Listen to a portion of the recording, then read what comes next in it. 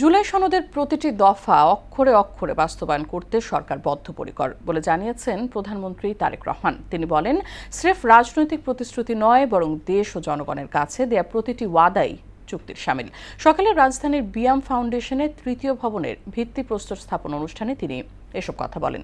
প্রত্যাশিত বাংলাদেশ গড়তে সব রাষ্ট্রীয় প্রতিষ্ঠানে মেধাভিত্তিক, দক্ষ ও জনবান্ধব প্রশাসন গড়ে তোলার বিকল্প নেই বলেও জানান প্রধানমন্ত্রী।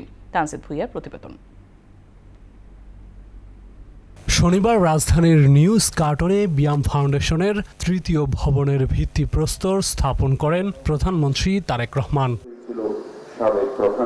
পরে এক অনুষ্ঠানে যোগ দিয়ে প্রধানমন্ত্রী বলেন, বিয়াম দীর্ঘদিন ধরে প্রশাসনিক প্রশিক্ষণ ও সক্ষমতা উন্নয়নে অগ্রণী ভূমিকা পালন করে আসছে। বিয়ামের প্রতিষ্ঠা থেকে শুরু করে আজ পর্যন্ত অগ্রযাত্রার দিন তারিখগুলো প্রমাণ করে দেশ এবং জনগণের স্বার্থে বিএনপি সরকার বরাবরই একটি সুদক্ষ এবং প্রশিক্ষিত জনপ্রশাসন দেখতে চেয়েছে এবং দেখতে চায় ভবিষ্যতে। প্রধানমন্ত্রী বলেন, একটি আধুনিক ও সমৃদ্ধ রাষ্ট্র গঠনে আমলাতন্ত্রকে আরও গণমুখী হতে হবে।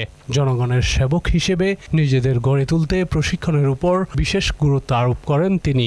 আপনারাই নীতি নির্ধারণ এবং নীতি বাস্তবায়নের মধ্যে সেতু বন্ধন।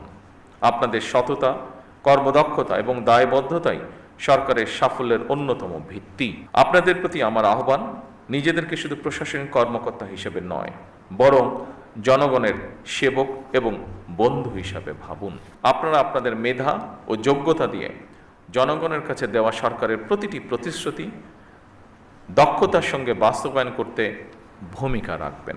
জুলাই সনদের প্রতিটি দফা অক্ষরে অক্ষরে বাস্তবায়নে সরকার বদ্ধপরিকর বলেও জানান তিনি। জনগণ আমাদের ইশতেহারের পক্ষে রায় দিয়েছে।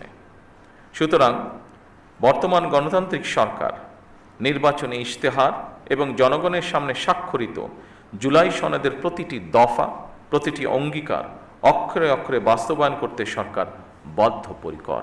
স্বচ্ছতা ও দ্রুততার সাথে শূন্য পদে সরকারি কর্মচারী নিয়োগ, প্রশাসনিক সংস্কার কমিশন গঠন, শক্তিশালী পাবলিক সার্ভিস কমিশন গঠন এবং বেসরকারি সার্ভিস রুল প্রণয়ন সহ সর্বত্র প্রশাসনিক কাঠামোর কার্যকারিতা এবং জবাবদিহিতা নিশ্চিত করতেও সরকার দৃঢ়প্রতিজ্ঞ।